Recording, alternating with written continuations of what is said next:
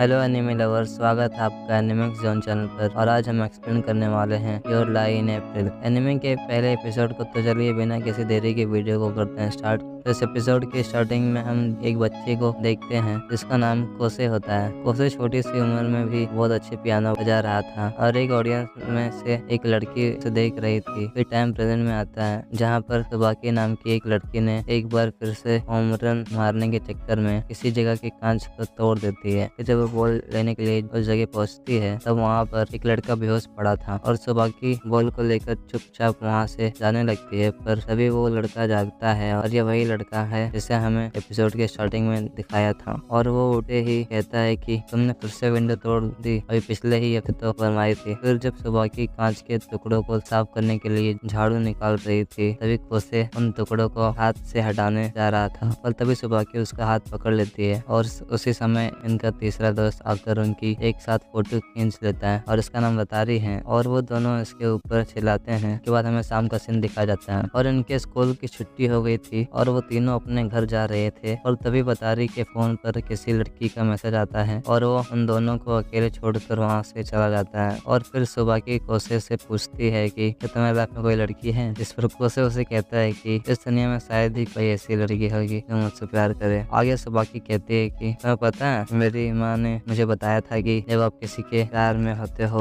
तो ये पूरी दुनिया कलरफुल नजर आती है। तो अब ये दोनों अपने अपने घर पहुंच जाते हैं और हम यहाँ कोसी को देख पाते हैं जो कि अपने घर में जाते ही अपनी मॉम के फोटो के सामने जाकर कहता है कि हे मॉम, मैं घर आ गया। और यहाँ पर हम म्यूजिकल रूम भी देख पाते हैं जो कि उनकी डेथ के बाद वैसे का वैसा ही पड़ा हुआ था। अब अगले दिन कोसे क्लास में था और वह यहाँ पर सुबाकी की कहीं बात ही सोच रहा था। फिर वो कहता है कि पर मेरी नजर से तो ये दुनिया ब्लैक एंड व्हाइट नजर आती है, बिल्कुल पियानो कीज की तरह। 3 शिफ्ट होता है और अब वो से क्लास में बैठकर म्यूजिक नोट्स लिख रहा था। तभी पीछे से सुबाकी आती है और उसे काफी जोर से डांटते हुए कहती है कि तुम सिर्फ 14 साल के हो, तुम्हें इस तरह से अकेले बैठने के बजाय बाहर घूमने फिरने के लिए जाना चाहिए। तो चिल्लाने के बाद सुबाकी कोसे को बताती है कि उसकी क्लास में एक लड़की है जो कि बतारी से मिलना चाहती है, इसलिए वो और बतारी कल उस लड़की से मिलने जा रहे हैं। तो तुम भी चलो। वो लड़की क्लासिकल म्यूजिक जानती है तो तुम दोनों म्यूजिक की ही थोड़ी बातें कर सकते हो। इस पर कोसे कहता है सुबाकी तुम्हें पता है मैंने पियानो कब का छोड़ दिया है। जिस पर सुबाकी उसे कहती है कि बुरा मत मानना कोसे, पर तुम जब पियानो बजाया करते थे तब तुम ज्यादा कूल थे। तो सुबाकी की इस बात पर कोसे उसे बताता है कि वो उसके मॉम का सपना था उसे वर्ल्ड क्लास पियानिस्ट बनाने का। तो दरअसल कोसे की माँ खुद वर्ल्ड क्लास पियानिस्ट बनना चाहती थी जबकि वो खुद नहीं बन सकती थी, इसलिए उनका सपना था कि कोसे वर्ल्ड क्लास पियानिस्ट बने। अपने इस सपनों को पूरा करने के लिए उन्होंने कोसे को छोटी उम्र से पियानो सिखाना स्टार्ट कर दिया क्योंकि वो किसी भी कीमत पर अपना ये सपना पूरा करना चाहती थी। इसकी वजह से वो कोसे पर काफी ज्यादा सख्ती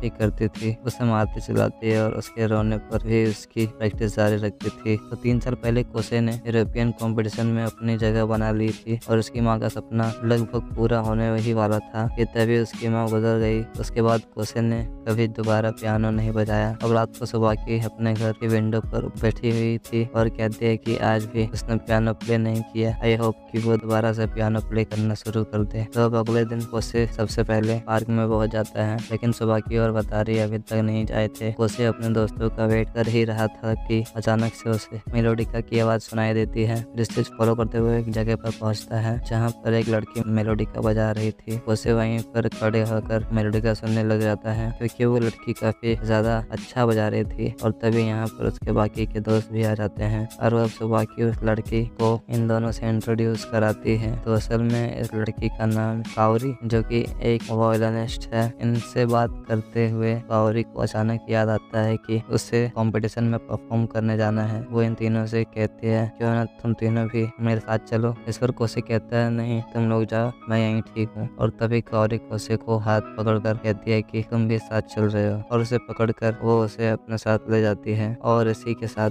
हमारा आज का ये एपिसोड यहीं पर एंड हो जाता है। तो व्यूअर्स में कमेंट्स में बताओ कि आपको ये एनिमे कैसा लगा। और हाँ, इसके अगले एपिसोड के लिए हमारे चैनल एनिमिक्स जोन को सब्सक्राइब जरूर से कर देना। मिलता हूँ आपसे इसके अगले एपिसोड में, तब तक के लिए गुड बाय, शुक्रिया।